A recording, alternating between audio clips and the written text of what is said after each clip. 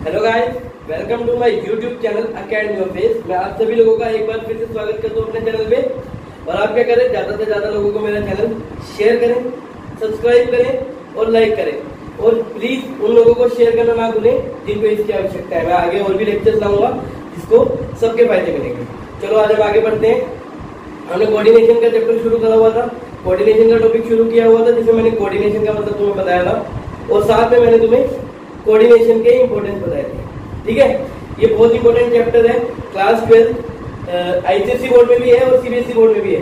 CBSE board में जो हमारे दो टॉपिक थे वो कवर हो चुके हैं, तीसरा टॉपिक ये है। और आईसीएसई बोर्ड में कोऑर्डिनेशन और डायरेक्ट उसका एसेंस के बारे में हम बात करते हैं। आज हमारा टॉपिक है, टॉपिक है coordination is the essence of management. मतलब कोऑर्डिनेशन एसेंस है मैनेजमेंट का। इसका मतलब क्या हुआ भाई साहब, बोलते हैं जैसे जीने के लिए सांसों की जरूरत है ना, वैसे मैनेजमेंट के लिए किसकी जरूरत है? कोऑर्डिनेशन की जरूरत है। मैंने आपको जब पहली क्लास दी थी कोऑर्डिनेशन की, तब क्या बात बताई थी? ये बात बताई थी कि कई लोगों का मानना है, जो बूढ़े हो चुके हैं, पुराने एक्सपर्ट है मैनेजमेंट के, जो बहुत एक्सपीरियंस है, उनका क्या मानना था कि जो कोऑर्डिनेशन है वो मैनेजमेंट का एक फंक्शन है। हमने 5 फंक्शन पढ़े: planning, organising, staffing, directing and controlling. लेकिन जो पुराने एक्सपर्ट थे वो बोलते थे इसके साथ एक और फंक्शन ऑफ मैनेजमेंट होता है जिसे हम कोऑर्डिनेशन बोलते हैं। लेकिन उसके बाद कुछ यंग एक्सपर्ट आए जिन्होंने रिसर्च करी, प्रिंसिपल्स बनाए, और उनका क्या मानना हुआ कि जो कोऑर्डिनेशन है वो मैनेजमेंट का कोई फंक्शन नहीं है। मतलब मैनेजमेंट कोऑर्डिनेशन करती नहीं है, उसे करना पड़ता है ताकि उसके डिपार्टमेंट के ऑर्गेनाइजेशन के ऑब्जेक्टिव्स पूरे हो सके। ठीक है, तो मैनेजमेंट के लिए कोऑर्डिनेशन एसेंस है। जैसे जीने के लिए सांसों की जरूरत है ना, वैसे ही मैनेजमेंट फंक्शंस के लिए किसकी जरूरत है? कोऑर्डिनेशन की जरूरत है। कोऑर्डिनेशन हर एक फंक्शन में जरूरी है। प्लानिंग में भी जरूरी है, ऑर्गेनाइजिंग में भी जरूरी है, उसके बाद स्टाफिंग में भी जरूरी है, डायरेक्टिंग में भी जरूरी है और आखिरी में कंट्रोलिंग में भी जरूरी है। छोटा सा टॉपिक है, पांचों के साथ तुम्हें रिलेशन बताना है। मैं ना भी पढ़ाऊंगा तब भी तुम्हें पता होना चाहिए कि प्लानिंग करते समय हमें कोऑर्डिनेशन की आवश्यकता पड़ेगी। ठीक है, चलो पहले पढ़ते हैं फिर बताता हूँ। ठीक है, जैसे पहले बोल रहा है, it means when a management diligently performs all the management function.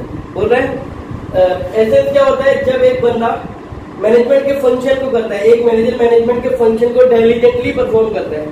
क्या बोल रहा है? ही और she remains busy in establishing coordination. तो बोल रहा है वो हमेशा कोऑर्डिनेशन करता रहता है। जब भी कोई एक फंक्शन परफॉर्म करता है वो हमेशा कोऑर्डिनेशन करता रहता है। उसके बाद क्या बोल रहा है? This fact is highlighted through following discussion. इस फैक्ट को हम कैसे बता सकते हैं? फॉलोइंग डिस्कशन से बता सकते हैं कि मैनेजमेंट कैसे कैसे कोऑर्डिनेशन करता है। अगर मैं पढ़ा हुआ ना पढ़ाऊं, लिखा हुआ ना पढ़ाऊं, तो कैसे होता है? प्लानिंग कर रहे हो आप, मैनेजमेंट का पहला फंक्शन होता है प्लानिंग करना। प्लानिंग का मतलब होता है थिंकिंग इन एडवांस। ठीक है, प्लानिंग का मतलब होता है हमने क्या करना है। ठीक है, what to do, how to do and when to do. हम यही सोचते थे प्लानिंग में कि कब करना है, कैसे करना है, कौन करेगा। ठीक है, तो प्लानिंग का मतलब ही सोचना होता है। जब हम सोच रहे हैं कि हमारी ऑर्गेनाइजेशन कैसी होगी, हमने क्या करना है, कैसे करना है, तो भाई साहब सोचते हुए क्या कोऑर्डिनेशन की आवश्यकता नहीं पड़ेगी? हम ये नहीं सोचेंगे अगर हमें ये काम करना है तो इसके लिए हमें कोऑर्डिनेशन होना चाहिए, डिफरेंट एक्टिविटीज के बीच में कोऑर्डिनेशन होना चाहिए। ठीक है, हमें ये सोचना पड़ेगा कि जो इन फ्यूचर हमें करना है वो कोऑर्डिनेट रह के करना पड़ेगा। ठीक है, तो प्लानिंग का तो सेंटर स्टेज ही कोऑर्डिनेशन है। प्लानिंग का फंक्शन है जो, उसका तो सेंटर स्टेज ही कोऑर्डिनेशन है। कोऑर्डिनेशन के बिना तो हम प्लानिंग कर ही नहीं सकते। अगर आपने मसूरी घूमने जाना है 4 लोगों ने, तो पहली चीज तो यही होती है कोऑर्डिनेशन की कि मिलना कहाँ पे है। 4 दोस्तों ने कहीं घूमने जाना है तो पहली कोऑर्डिनेशन की चीज क्या है कि हमें मिलना कहाँ पे है। दूसरी क्या है कि पैसे कितने कितने कॉन्ट्री करने हैं। तीसरी क्या है कि खाने में क्या मंगाएंगे। ये कोऑर्डिनेशन है। तो प्लानिंग के लिए जो कोऑर्डिनेशन है वो सेंटर है, फोकस है। ठीक है, तो प्लानिंग में तो जरूरी हो गया, तुम्हें पता है। तो वो यही बात बोल रहा है, व्हाइल, देखो कोऑर्डिनेशन प्लानिंग में क्यों जरूरी है। बोल रहा है while performing the function of planning, जब हम प्लानिंग करते हैं, कोऑर्डिनेशन फॉर्म्स द सेंटर और focus of thinking of manager. जो कोऑर्डिनेशन होता है वो मेन चीज होती है, मैनेजर के सोचने का सेंटर पॉइंट होता है। ठीक है, उसके बाद planning is undertaken keeping in mind the various activity performed by different department in an organization.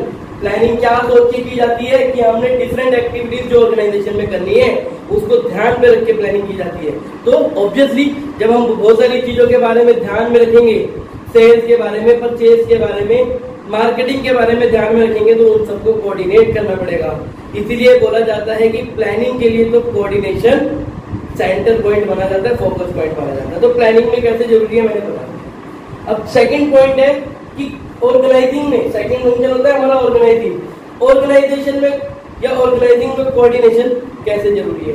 Organising का मतलब होता था जहाँ पे हम एक स्ट्रक्चर को सेटअप करते थे, मैंने सब पढ़ा रखा है ये, ठीक है, जहाँ पे हम एक स्ट्रक्चर को सेटअप करते थे।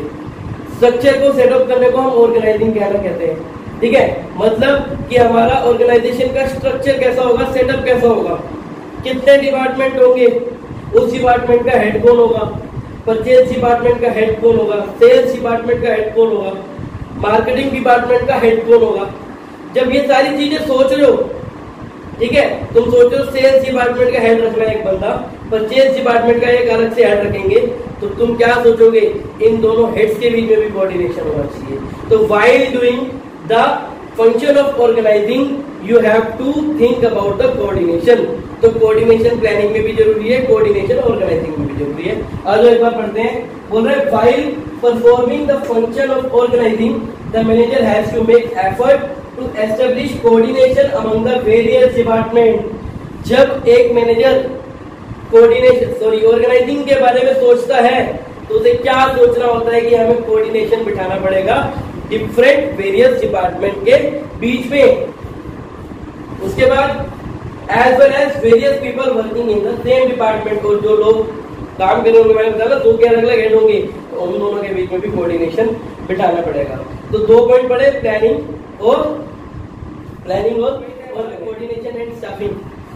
वो बोल रहे स्टाफिंग में कोऑर्डिनेशन की क्या आवश्यकता है, तो ये तो मेन फंक्शन है भाई साहब जहाँ पे कोऑर्डिनेशन बनाने की जरूरत है। स्टाफिंग का मतलब क्या होता है, जहाँ पर एक मैनेजर डिफरेंट पोस्ट को फिल करता है, ठीक है, अकॉर्डिंग टू द रिक्वायरमेंट वो डिफरेंट पोस्ट को फिल करता है, उसे हम स्टाफिंग करना कहते हैं। जब एक बंदा वैकेंसीज को फिल कर रहा है तो उसे ये नहीं सोचना पड़ेगा इन वैकेंसीज को फिल करते हुए कि इन लोगों का आपस में कोऑर्डिनेशन होगा या नहीं होगा।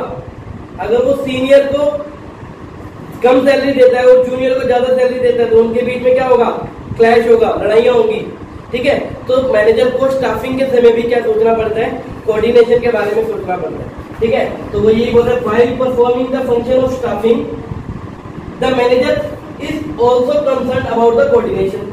बोल रहा है जब वो स्टाफिंग के बारे में सोचता है तो उसको तब भी कोऑर्डिनेशन की जरूरत पड़ती है। कैसे, it is his effort to fill all the position with capable and experienced people so that various activities of the business may proceed without any hindrance। वो बोल रहे हैं क्योंकि ये मैनेजर की रिस्पॉन्सिबिलिटी है कि वो जिन लोगों के साथ वैकेंसीज को फिल कर रहा है वो आपस में कोऑर्डिनेट होंगे। अगर कोऑर्डिनेट नहीं होंगे तो हमारी एक्टिविटीज बिना किसी हिंड्रेंस के कैसे कंप्लीट हो पाएगी। हिंड्रेंस का मतलब होते हैं दिक्कतें, मुश्किलात, डिफिकल्टीज, ठीक है। तो ये होते हो गए हमारे 3 पॉइंट। प्लानिंग के समय कोऑर्डिनेशन सेंटर पॉइंट होता है, ऑर्गेनाइजिंग के समय डिफरेंट डिपार्टमेंट्स को आपस में कोऑर्डिनेट करना पड़ता है तो जरूरी होता है। स्टाफिंग के समय डिफरेंट लोगों को हमें कोऑर्डिनेट करना पड़ता है तो जरूरी होता है। 4 बोल रहा है कोऑर्डिनेशन एंड डायरेक्टिंग। डायरेक्टिंग का मतलब होता है दूसरों को इंस्ट्रक्शंस देना, कम्युनिकेट करना, मोटिवेट करना। यहाँ पे एक सीनियर अपने जूनियर को कम्युनिकेट करता है, मोटिवेट करता है, ठीक है। तो जब हम किसी जूनियर से बात कर रहे हैं तो हमें अपने वर्ड्स पे बहुत ध्यान रखना पड़ता है। हम उसे मोटिवेट कर रहे हैं और हम उसे गालियां दे रहे हैं तो क्या होगा, कोऑर्डिनेशन खराब हो जाएगा। हम उसे बोल रहे हैं उस बंदे को देख वो कितना अच्छा काम कर रहा है, तो उससे क्या होगा, उसके दिल में ये बात आ जाएगी यार मेरे को उससे कंपेयर कर रहे हैं जबकि मैं उससे अच्छा काम करता हूँ। तो कोऑर्डिनेशन डायरेक्टिंग के समय भी बहुत जरूरी है, ठीक है। डायरेक्टिंग में कोऑर्डिनेशन की आवश्यकता बहुत ज्यादा है क्योंकि हम अपने से जूनियर को कुछ इश्यूज ऑर्डर दे रहे हैं, कुछ इंस्ट्रक्शन दे रहे हैं जिसके लिए हमें कोऑर्डिनेशन का ऑर्डर बहुत जरूरी है। तो यही बोल रहा है while performing the function of directing, a manager gives due priority to the coordination। बहुत इंपॉर्टेंट देता है कोऑर्डिनेशन को। क्यों? By issue order and instruction to a subordinate. Subordinate का मतलब होता है जूनियर, ठीक है। जब वो अपने जूनियर को कोई ऑर्डर देता है, कुछ इंस्ट्रक्शन देता है, he has to keep in mind the effect they will have on other people.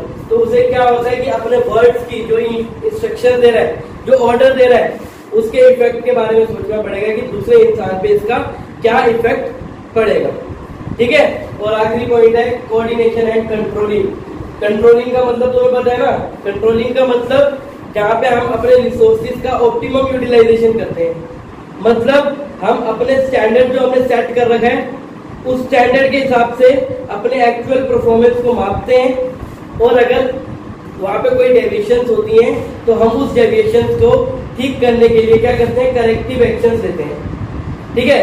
ये होता है हमारा कंट्रोलिंग। अब कंट्रोलिंग में कोऑर्डिनेशन की क्या आवश्यकता है? भाई साहब आवश्यकता है। क्यों? क्योंकि यहाँ पे हम रिसोर्सेज को यूज कर रहे हैं, यहाँ पे हम ह्यूमन को यूज कर रहे हैं, मटेरियल को यूज कर रहे हैं, यहाँ पे हम अपनी लेबर से काम करवा रहे हैं और मटेरियल को यूज कर रहे हैं। जब हम इन सारी चीजों को यूज करते हैं तो हमें रिसोर्सेज के बीच में और ह्यूमन एक्टिविटीज के बीच में कोऑर्डिनेशन बनाना बहुत जरूरी होता है, ठीक है। तो कंट्रोलिंग के समय भी हमें कोऑर्डिनेशन की आवश्यकता होती है। तो क्या बोल रहा है, in the context of coordination controlling results in the harmonization of the objective of the organization, the resources available to achieve those objectives and the human efforts required. वो यही बोल रहे हैं, जो रिसोर्सेज हैं, जो ह्यूमन एफर्ट्स हैं, उनको जोड़ के रखना, उनको कोऑर्डिनेट करना बहुत ज्यादा जरूरी है, ठीक है। तो 5 पॉइंट है। अब इसको मैटर बनने की कोई जरूरत नहीं है, दिमाग से लिखना। प्लानिंग के समय हमें सब कुछ सोचना पड़ता है कि कैसे कैसे क्या काम होगा, तो उसके लिए हमें कोऑर्डिनेशन की जरूरत है। ऑर्गेनाइजिंग के समय एक ऑर्गेनाइजेशनल सेटअप सेट करना होता है, एक स्ट्रक्चर बनाना होता है, डिफरेंट डिपार्टमेंट्स के बारे में सोचना होता है। तो जब हम डिफरेंट डिपार्टमेंट्स के बारे में सोचेंगे तो हमें कोऑर्डिनेशन बहुत जरूरी होगा। डायरेक्ट स्टाफिंग के समय हमें डिफरेंट पोजीशंस को फिल करना पड़ता है, हमें डिफरेंट लोगों से काम लेना पड़ता है, उसे फिल करना पड़ता है। तो उस वैकेंसीज को फिल करने से पहले हमें सोचना पड़ेगा कि इन लोगों की आपस में बनेगी या नहीं बनेगी, कोऑर्डिनेशन होगा नहीं होगा। डायरेक्टिंग के समय आप अपने जूनियर्स को इंस्ट्रक्शंस देते हैं, ऑर्डर इशू करते हैं, तो हमें सोचना पड़ेगा कि जो हमारे वर्ड्स हैं, जो हम बातें बोल रहे हैं, उसका दूसरे पे क्या इफेक्ट होगा। अगर वो गलत इफेक्ट होगा, नेगेटिव इफेक्ट होगा, तो कोऑर्डिनेशन में असर आएगा। और आखिरी में कंट्रोलिंग के समय हम अपने रिसोर्सेज को और ह्यूमन एफर्ट्स को कोऑर्डिनेट करके चलते हैं। इसी वजह से हमारे जो डेविएशंस है वो खत्म हो पाते हैं, ठीक है। तो ये 5 पॉइंट थे। अगर आपको मेरा लेक्चर अच्छा लगा तो आप मेरे को कमेंट में जरूर बताएं, और बुरा लगा तब भी कमेंट में जरूर बताएं। आगे हमारी जो यूनिट 1 थी, कम से कम 13, 14, 15 मार्क्स का पेपर इसमें से आता है, वेरी इंपॉर्टेंट यूनिट है, ठीक है। और मैंने सारे पॉइंट्स, सारी चीजें इसमें कवर करी है, कोई भी एक ऐसा क्वेश्चन नहीं है। आप मेरी पहली क्लास से लेके एंड क्लास तक देखोगे, आपके 12th class business study CBSE के एक पॉइंट कवर होगा। और इन फ्यूचर बीकॉम, बीबीए, जहाँ भी आप मैनेजमेंट पढ़ोगे, आपको जो भी टॉपिक्स होंगे वो आपको यहाँ पे कवर होंगे, ठीक है। अगला चैप्टर हम प्रिंसिपल ऑफ मैनेजमेंट शुरू करेंगे। आज के लिए हम इतना छोड़कर चलो। अगर आपको मेरा लेक्चर पसंद आया तो लाइक करें, सब्सक्राइब करें, शेयर करें। हम कल से फिर एक बार मिलेंगे। Thank you.